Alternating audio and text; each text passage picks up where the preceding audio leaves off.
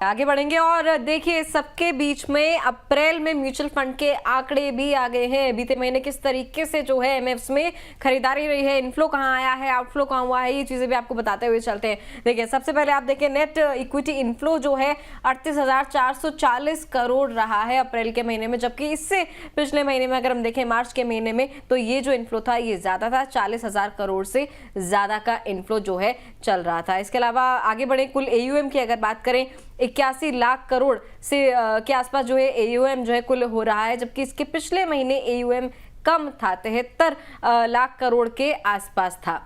कुल मिला के अगर देखें तो इक्विटी म्यूचुअल फंड्स में इनफ्लो जो है वो यहाँ पर घटता हुआ दिखा है। यहाँ पर पिछले साल जैसे कि पिछले महीने की जैसे बात करें यहाँ पर देखा कि 40,000 के आसपास यहाँ पर इक्विटी नेट इनफ्लो यहाँ पर आया था, लेकिन इस महीने ये घटा है 38,000 करोड़ रुपए के आसपास इसमें नेट इनफ्लो देखने को मिला है। मार्च 2024 में जैसे कि बताया 40,000 करोड़ रुपए के आसपास यहाँ पर इनफ्लो था। सालाना आधार पर यहाँ पर इनफ्लो अगर देखें तो 58% की यहाँ पर बढ़ोतरी हालांकि दर्ज की गई है। अप्रैल 2025 में इक्विटी इनफ्लो जो था वो 24,269 करोड़ रुपए के आसपास यहाँ पर दर्ज किया गया था। वही एसआईपी निवेश 3% यहाँ पर घटकर 31,115 करोड़ रुपए रहा है। इस महीने यानी कि अप्रैल के महीने में यहाँ पर गिरावट देखने को मिली है। मार्च में एसआईपी इनफ्लो जो रिकॉर्ड किया गया था वो 32,087 करोड़ रुपए के आसपास था। इसके अलावा स्मॉल और मिड कैप फंड्स में यहाँ पर रिकॉर्ड निवेश देखने को मिला है, और लेकिन लार्ज कैप फंड में यहाँ पर गिरावट देखने को मिली है। ये भी एक हम लोग ट्रेंड देख रहे हैं पिछले कुछ समय में कि लार्ज कैप में इनफ्लो घटता हुआ दिख रहा है, लेकिन मिड कैप और स्मॉल कैप यहाँ पर विलन्स बने हुए हैं। चलिए ठीक है, विकास सर के पास चलते हैं। सर ये जो आंकड़ा आया है अप्रैल का जो डेटा आया है, आप इसको किस तरीके से देख रहे हैं? खास करके अगर लार्ज कैप सेगमेंट की बात करें, निवेश जो है बीते महीने मार्च के मुकाबले जो है घटता हुआ नजर आया। मिड कैप स्मॉल कैप को अगर देखें, मिड कैप पे अगर नजर डालें उसमें निवेश जो है हल्की सी बढ़ोतरी जो है बीते महीने के मुकाबले नजर आ रही है, लेकिन लार्ज कैप में हम देख रहे हैं निवेश जो है थोड़ा सा डिफरेंस ज्यादा है, घटता हुआ नजर आया। क्या वजह देख रहे हैं इसके पीछे? देखिए पिछले दिनों जिस तरीके से मिड कैप और स्मॉल कैप स्टॉक्स की बीटिंग हुई और उसके हिसाब से फंड्स के जो एनएवीज नीचे गए, और आपके शो में ही देखिए निवेशक बोलते हैं कि जब मार्केट गिरती है मैं टॉप अप करता हूं, तो मिड और स्मॉल कैप में जब थोड़ा वैल्यूएशन स्ट्रेच थी, जब वो नीचे आई, थोड़ा एनएवीज नीचे गए, तो निवेशकों को ये लगा कि अच्छा लेवल है जहां पे हम टॉप अप कर सकते हैं या जहां पे सिप हम अपनी बढ़ा सकते हैं। तो इसीलिए अगर आप देखेंगे मिड और स्मॉल कैप की तरफ थोड़ा सा रुझान बढ़ा है, और जब मिड और स्मॉल की तरफ रुझान बढ़ेगा तो जाहिर सी बात है थोड़ा लार्ज कैप की तरफ जो है रुझान कम होगा लोगों का। तो ये क्लियर ट्रेंड नजर आ रहा है। और अप्रैल में भी अगर आप देखें तो एयूएम जो है, नेट इनफ्लोज है, वो मार्जिनली कम है थोड़े से।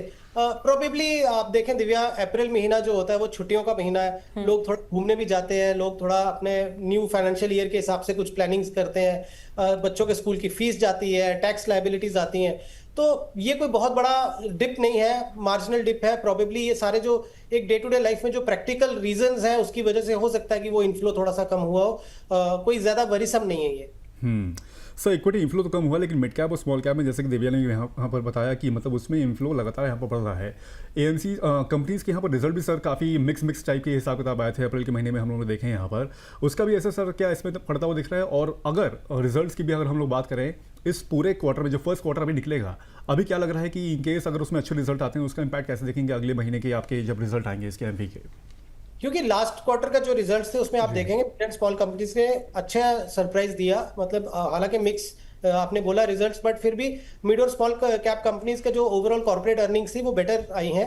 तो वो भी एक रीजन होता है कि लोगों का जो रुझान है, बिकॉज देखिए एज ए रिटेल निवेशक मैं हो सकता है इतना स्टडी करके निवेश ना करूं, लेकिन जो फंड हाउसेज हैं, म्यूचुअल फंड वाले हैं या इंस्टीट्यूशनल इन्वेस्टर्स रहते हैं, वो जो होता है तिमाही नतीजों को, ओवरऑल ट्रेंड होता है कंपनी का, प्रॉफिटेबिलिटीज होती है, उसको ट्रैक करती हैं और फिर उसके हिसाब से निवेश करते हैं। और वो हो सकता है जो इंप्रूवमेंट हुई है कॉर्पोरेट अर्निंग्स की, उसकी वजह से इन्फ्लोज भी बढ़े हैं। अब ये क्वार्टर में जो सबसे अभी तक जो प्रॉब्लम मैं ये कह सकता हूँ कि हो सकती थी, जो अभी तक कंटेन की हुई है, जिस तरीके से गवर्नमेंट ने पेट्रोल के प्राइसेस नहीं बढ़ाए, और जिस वजह से अगर आप बोलेंगे तो बहुत ज़्यादा इन्फ्लेशनरी प्रेशर हमने नहीं देखा अभी तक, वो शायद ये क्वार्टर भी थोड़ा बहुत जो है ठीक से निकल जाए। बहुत ज़्यादा कुछ ऐसा नेगेटिव सरप्राइज नहीं आना चाहिए अनटिल अनलेस कि गवर्नमेंट अभी इमीडिएटली फ्यूल प्राइसेस बढ़ा देती है और वो इन्फ्लेशन का प्रेशर अगर आ जाता है तो उससे कुछ इंपैक्ट आएगा कॉर्पोरेट अर्निंग पे, वो देखने वाली बात है। बट अभी तक ब्रॉडली जो लग रहा है कि अप्रैल महीना निकल गया, मई का लगभग आधा महीना निकल गया, तो हाफ क्वार्टर निकल गया। हाफ क्वार्टर में अभी तक कोई बहुत बड़ा प्रेशर हमें नजर नहीं आया। ठीक है, चलिए ये तो चर्चा हो गई एमपी के डेटा पर। इस पर आगे आने वाले शोध में भी हमारी चर्चा होती रहेगी, किस तरीके से मिड कैप स्मॉल कैप में अब आपको रुझान रखना है, आने वाले क्वार्टर में जो है क्या कुछ रिजल्ट्स में भी देखने को मिल सकता है, तमाम चीज़ों पर चर्चा होगी। लेकिन सर गोल्ड पर हम जैसे कि बातचीत कर रहे थे, दो तीन चीज़ें क्लियरली अगर आप बता देंगे दर्शकों को तो मुझे लगता है ठीक रहेगा। गोल्ड फंड ऑफ फंड में जो लोग अभी एसआईपी कर रहे हैं, एसआईपी वाले जो निवेशक हैं, आपकी क्या सलाह रहेगी? जिस तरीके की प्रधानमंत्री की जो है अपील आई है, उसके बाद जो गोल्ड फंड के निवेशक हैं एसआईपी वाले, एसआईपी जारी रखें, उसे रोक दें, कम कर दें, बढ़ा दें, क्या एक्शन लेना चाहिए? नहीं, बिल्कुल कंटिन्यू रखें, कोई पैनिक की सिचुएशन नहीं है। जब तक फंड हाउसेस आपका पैसा ले रहे हैं, आप अपने सिप जारी रखें, क्योंकि अगर फंड हाउस कल को ये बोलते हैं कि हम नए फ्रेश एलोकेशंस जो होंगी वो नहीं लेंगे, तो आपका जो है फिर आपके पास कोई ऑप्शन भी नहीं रहेगा। लेकिन जब तक फंड हाउसेस एक्सेप्ट कर रही हैं एप्लीकेशंस या आपके इन्वेस्टमेंट्स, आप कंटिन्यू रखें, सिप अपने कंटिन्यू रखें, और किसी भी तरह का पैनिक होने की जरूरत नहीं है। सर वैसे ज्वेलरी के लिहाज से भी अगर देखें तो बोला जाता है कि मेकिंग चार्जेस और रीसेल लॉसेस को देखकर लोग कहते हैं कि क्या ज्वेलरी वाकई में एक इन्वेस्टमेंट है कि नहीं है। ऑब्वियस सी बात है कि मतलब उसमें कई सारे लॉसेस होते हैं जब रीसेल करने को जाते हैं वहाँ पर। क्या लगता है sir jewellery as a sector, क्योंकि उसी के ऊपर ज़्यादा वो बोला गया है सरकार पीएम मोदी की ओर से, क्या उसमें निवेश थोड़ा सा घटा के ऑब्वियस सी बात है दूसरे ऑप्शंस में यहाँ पर जाना चाहिए? एब्सोल्युटली, देखिए ज्वेलरी को कभी भी निवेश के पॉइंट ऑफ व्यू से लेना ही नहीं चाहिए, बिकॉज अगर आप निवेश के पॉइंट ऑफ व्यू से ज्वेलरी ले रहे हैं तो it's not a good step. Because अभी जैसे अमित जी बोल ही रहे थे कि आप 20-22% का मेकिंग चार्जेस दे देते हैं, और कभी ज्वेलरी जब बेचने भी जाएंगे, अगर आपने निवेश के पॉइंट ऑफ व्यू से लिया होता तो निवेश का मतलब ये हो गया कि आपने कोई एसेट ले लिया, जब कभी जरूरत पड़ेगी आप उसको बेचने जाएंगे, तो बेचने पे भी आपको जो है वहां पे कट लगेगा, तो आप 30-40% का जो है आप लॉस लेते हैं। अगर गोल्ड मान लीजिए आपने 100 रुपए का लिया, ज्वेलरी 100 रुपए की ली और वो 200 रुपए भी हो गई, लेकिन अगर उसमें आप 80 रुपए आपके चले गए खरीदने और बेचने में, या 60-70 रुपए चले गए, तो आपका एक्चुअल गेन तो वो हुआ ही नहीं। तो इसीलिए अगर आप गोल्ड खरीदने भी जाते हैं तो आप कॉइन लीजिए या बार लीजिए, और उससे भी बढ़िया क्या है आप ईटीएफ लीजिए या फंड ऑफ फंड जो म्यूचुअल फंड में है वो ले लीजिए। आपका मेकिंग चार्जेस बचते हैं, आपके जीएसटी बचते हैं, स्टोरेज की जो है वो किसी तरह की आपको दिक्कत नहीं होती, और लास्ट क्या होता है कि प्योरिटी का कोई इशू नहीं है। और इनफैक्ट अभी जो आप देखेंगे कि गवर्नमेंट ने अभी डिजिटल गोल्ड में एक कैटेगरी और लॉन्च की है, ईजीआर सर जी। तो उसमें क्या है कि आपका फिजिकल डिलीवरी भी आप ले पाएंगे, और वहां पे भी ये इंश्योर्ड होगा कि आपको प्योरिटी में कोई इशू ना है। तो पॉइंट ये है कि जो वेल रेगुलेटेड तरीका है वही करें। ज्वेलरी आप तभी ले जब आप उसको कंज्यूम करने जा रहे हैं, आप अपने मैरिज फंक्शन या जो भी है उसके पॉइंट ऑफ व्यू से अगर आप लेते हैं तो फिर उसको इन्वेस्टमेंट में मत काउंट करिए। नहीं लेकिन सर अच्छा आपने मेंशन कर दिया, आपसे मेरा सवाल भी था ईजीआर को लेकर, इलेक्ट्रॉनिक गोल्ड रिसिप्ट्स। सर अभी अभी लॉन्च हुआ है, एनएसई की तरफ से लॉन्च हुआ है, उसके बाद अचानक से हमारे प्रधानमंत्री जी की स्टेटमेंट आ जाती है कि गोल्ड में जो है कम खरीदारी करें, रुझान अपना कम रखें। ऐसे में सर जो ईजीआर नामक जो प्रोडक्ट आया है, 1 साल का लंबा टाइम होता है किसी लॉन्च के बाद, मुझे लगता है सबसे सेंसिटिव पीरियड वही होता है, चीज चलेगी नहीं चलेगी, प्रोडक्ट चलेगा नहीं चलेगा। लेकिन सर साथ ही में इस तरीके की स्टेटमेंट आ जाना, आपको क्या लग रहा है ईजीआर फेल होता हुआ नजर आएगा? ये फेल तो नहीं होगा, क्योंकि वो एक ह्यूमन साइकोलॉजी होती है। अगर किसी चीज के लिए बोल दिया जाए कि ये मत करिए तो जरूर वो ज्यादा करेंगे। तो जब तक मैंने ये बोला कि ऑफिशियली रोक नहीं लगती है किसी चीज पे, तब तक तो कोई ऐसा प्रॉब्लम ही नहीं है, बिजनेस एज यूजुअल होगा। और अब जैसे उन्होंने ये भी अपील किया कि आप वर्क फ्रॉम होम करें या आप जो ब्लेंडेड मॉडल होता है वैसा अपनाएं, तो आप देखें कोई ऐसा हुआ नहीं। आप एक जनरल ऑब्जर्वेशन देख लें कि ऐसा नहीं हुआ कि हमने आसपास सुन लिया कि हाँ वो कंपनी ने बोल दिया कल से आप मत आइए, ऐसा नहीं है। ये जो होगा भी तो ये प्रोसेस धीरे धीरे होगा, लोग इंप्लीमेंट करेंगे, अपनी विजडम के साथ करेंगे। हाँ, जब तक कोई गवर्नमेंट के ऊपर बहुत ज्यादा प्रेशर आ जाए या नहीं आता, तब तक गवर्नमेंट कुछ इस तरीके से हम बोलते हैं कि डंडे के दम पे कोई काम करवाना, तो वैसा अभी तक तो नहीं हो, मुझे लग रहा है कि ऐसा होगा कुछ। सर सोने की बजाय क्या ऐसा चांदी में निवेश करना चाहिए? लेकिन एक कंसर्न वहाँ पर भी है क्योंकि इंपोर्ट तो चांदी भी होता है 70 to 80% चल के आगे, अब उससे भी पॉसिबिलिटी दिक्कत आ सकती है।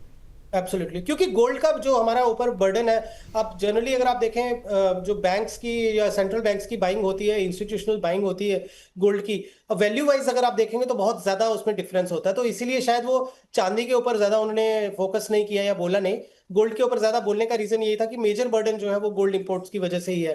बट चांदी का निवेश के पॉइंट ऑफ व्यू से अगर आप बात करते हैं तो हम हमेशा यही बोलते हैं कि अगर आप 10% या 15% का गोल्ड, आइडियल क्या होता है अभिषेक की, यही है कि 10% आप गोल्ड ले लें, 5% अगर आप सिल्वर लेना चाहते हैं तो सिल्वर ले लें।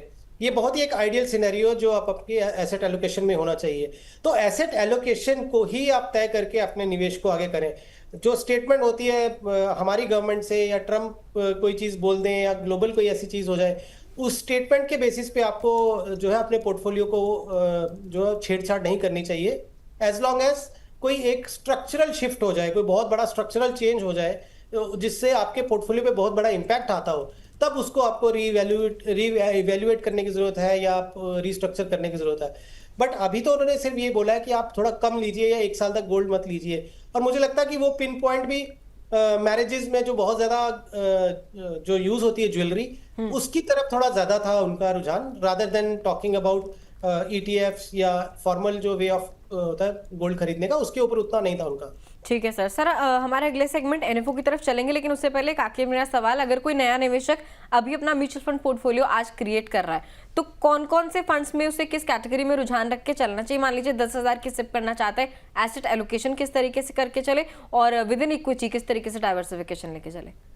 देखिए, अगर मान लीजिए 10,000 की आपको सिप करनी है और आप एक यंग इन्वेस्टर हैं, और आपके पास में ब्रॉडली क्या गोल होंगे कि अगर आप यंग इन्वेस्टर हैं तो हो सकता है अगले आने वाले 4-5 साल में आप मैरिज, एक पहला गोल हो आपका कि मैरिज के टाइम पे आपको खर्चा लगेगा, फिर हो सकता है कि और उसके 3-4 साल के बाद में, नॉट इवन 3-4 साल, उसके 5-7 साल के बाद में जो बच्चे को स्कूल डालना होता है तो तब थोड़ा सा पैसे की जरूरत पड़ती है। फिर जब बच्चे बड़े हो जाते हैं तब एक गोल होगा हायर एजुकेशन वाला, तो 3 गोल ये हो गए। 4th गोल होता है रिटायरमेंट वाला, तो ये ब्रॉडली 4 गोल्स ये हो जाते हैं। ये हो गया आपके जो कि नीड बेस्ड गोल हैं, ये तो होने ही होने। एक हो गया आपका वांट वाले, जो आप गाड़ी खरीदनी है या घर खरीदना, उसके लिए आप जो है कॉर्पस क्रिएट करना चाहते हैं। तो ब्रॉडली अगर हम देखें तो हमारे पास 5 से 6 गोल होते हैं बड़े वाले। अब उसमें बहुत इजी तरीका क्या है कि जो सबसे दूर का गोल है वो उतना ही रिस्की कैटेगरी में आप जा सकते हैं। तो सबसे दूर का गोल अभी आपका आज की डेट में रिटायरमेंट गोल हो गया, तो एक स्मॉल कैप फंड लीजिए और उसको लिंक कर दीजिए। यानी कि अगर मान लीजिए मैं इस तरीके से बोलता हूँ कि 4 सिप करनी है आपको, 4 गोल है, तो 2,500 का आपका स्मॉल कैप फंड में चला जाए। फिर उसके बाद वाला, जो उसके पहले वाला जो गोल है वो होगा कि आपके बच्चों की शादी या हायर एजुकेशन वाला, तो वहां पे एक मिड कैप फंड ले लीजिए आप। फिर उसके बाद हो गया कि जो आपका आने वाले 5-7 साल के बाद या 10 साल के बाद वाला कोई गोल होगा, तो वहां पे आप जो है एक large and mid cap fund की कैटेगरी होती है, आप वो ले लीजिए। और जो आने वाले 5-7 साल का जो एक गोल होगा उसमें आप फ्लेक्सी कैप फंड ले लीजिए। तो इस तरीके से आप जो है अपना पोर्टफोलियो को बिल्ड कर सकते हैं। तो बहुत ईजी है, सिंपल तरीके से, कि जितना पास का गोल रहेगा उतना रिस्क कैटेगरी जो होती है या पोर्टफोलियो का बीटा होता है, रिस्क फैक्टर, वो कम रखें। तो फ्लेक्सी कैप लीजिए, लार्ज एंड मिड कैप लीजिए, मिड कैप लीजिए, स्मॉल कैप लीजिए। ये हो गया एक कोर पोर्टफोलियो। एक फिर कोर पोर्टफोलियो के साथ में जब आपकी इनकम बढ़ती है, जब आप थोड़ा सा मार्केट को समझ लेते हैं, पोर्टफोलियो आपका बिल्ड हो गया, तब आप एक सैटेलाइट पोर्टफोलियो या टैक्टिकल पोर्टफोलियो भी हम उसको बोलते हैं, वो ऐड कर लीजिए, जिसमें आप जो है एलोकेशन किसी सेक्टर या किसी थीम में आप निवेश करना चाहते हैं, या फिर दूसरे एसेट क्लास भी जोड़िए आप। जैसे हम गोल्ड सिल्वर की आप बात कर रहे हैं, तो गोल्ड सिल्वर आप अभी से भी शुरू कर सकते हैं, आपको बहुत ज्यादा वेट करने की जरूरत नहीं है। बट ऐसा लगता है अगर आपको कि 10,000 आप अभी शुरू कर रहे हैं, 1 साल 2 साल में आपके जॉब में इंक्रीमेंट होगा या आपके जो बिजनेस फ्लोज बढ़ेंगे, तो आप एक और सिप जो है वो गोल्ड सिल्वर की ऐड कर सकते हैं। तो आपका इक्विटीज में भी निवेश हो गया, आपका गोल्ड सिल्वर में भी हो गया। उसके अलावा जो आप एक इमरजेंसी फंड होता है, हम हमेशा यही बोलते हैं कि आपके फिक्स डिपॉजिट या किसी में आप अपना एक 5 से 6 महीने की जो आपकी मंथली एक्सपेंस है, उसमें आप एक इमरजेंसी फंड भी क्रिएट करके रख दीजिए और उसको छेड़िए मत। तो इस तरीके से जो होता है पोर्टफोलियो को बनाना पड़ता है। कोई सिंगल एक ही फॉर्मूले से नहीं होगा, आपको धीरे धीरे सब चीजें, जब पोर्टफोलियो आप बनाते हैं उससे पहले हम ये भी कहते हैं कि आप अपने आप को जो है कवर कर लीजिए, जैसे टर्म इंश्योरेंस, हेल्थ इंश्योरेंस। तो इन्वेस्टिंग एंड जो पोर्टफोलियो क्रिएशन होता है, उसके साथ साथ उसकी प्रोटेक्शंस भी बहुत जरूरी होती हैं। जिस तरीके से हमने बोला, term plan, health insurance, gold silver लीजिए, फिर आप 4 फंड ले लीजिए, फिर थोड़ा एक इमरजेंसी फंड क्रिएट करिए। तो तब हम बोल सकते हैं कि आइडियल आपने अपना जो फाइनेंशियल प्लानिंग है वो बड़े अच्छे तरीके से की है। तो इसलिए सारे एस्पेक्ट देखने पड़ते हैं। बट हाँ, क्योंकि जब एक कोई यंग इन्वेस्टर है जो नया नया शुरू कर रहा है, उस समय उतना पैसा नहीं होता कि ये सब चीजें एक साथ की जाएं, तो स्टेप बाय स्टेप करिए। बट ये होता है कि इन सब एस्पेक्ट्स को इग्नोर नहीं करना चाहिए। ये सब चीजें जो होती हैं अपने पोर्टफोलियो में और अपनी फाइनेंस जर्नी में जोड़नी चाहिए। चलिए एनएफओ पर चलते हैं, उससे पहले एक महत्वपूर्ण जानकारी हम अपने दर्शकों को यहाँ पर दे देते हैं। देखिए, अगर आप शेयर मार्केट में यहाँ पर निवेश करते हैं तो फिर देखा होगा कई लोग इंडिकेटर्स बताते हैं, चार्ट्स बताते हैं, कई सारी जैकपॉट कॉल्स भी यहाँ पर देते हैं, लेकिन कई सारी महत्वपूर्ण चीज़ें यहाँ पर वो नहीं बताते हैं। जैसे कि एंट्री बता दी है यहाँ पर कि एंट्री कब लेनी चाहिए, स्टॉप लॉस बता देते हैं, लेकिन मार्केट में टिकना कैसे है वो नहीं बताते, और इसकी वजह से कई सारे लोगों को यहाँ पर लॉस होता है। और सेबी की ओर से ये बताया गया है कि 90% जो ट्रेडर्स होते हैं वो इंट्राडे में ही यहाँ पर लॉस करते हैं। इससे कैसे बचना है, इसके लिए एक शानदार वेबिनार यहाँ पर हम लोग लेकर आ रहे हैं जिसका नाम है मार्केट से पहले माइंडसेट। ये 13 मई को यहाँ पर रात के 8:30 बजे यहाँ पर शुरू होगा। इसमें आप ज्वाइन कर सकते हैं। इसमें अंकित कपूर जी, जो कि कमोडिटी समाचार के को फाउंडर और हेड रिसर्च है, वो यहाँ पर आपको अपने गुण बताएंगे, यहाँ पर ट्रेडिंग के तरीके बताएंगे, और सिंपली आप यहाँ पर आके सीख सकते हैं कई सारी चीज़ें मार्केट से रिलेटेड, जिसमें आपको बहुत सारी चीज़ें यहाँ पर सीखने को मिलेंगी। 13 मई 8:30 बजे ये वेबिनार जो होगा वो शुरू हो जाएगा, और इसकी रजिस्ट्रेशन फीस सिंपली 400 रुपये है। और तो तुरंत फटाफट इस वेबिनार को ज्वाइन करने के लिए आप स्कैन कोड को यहाँ पर स्कैन कर सकते हैं और उससे वेबिनार से आप जुड़ सकते हैं।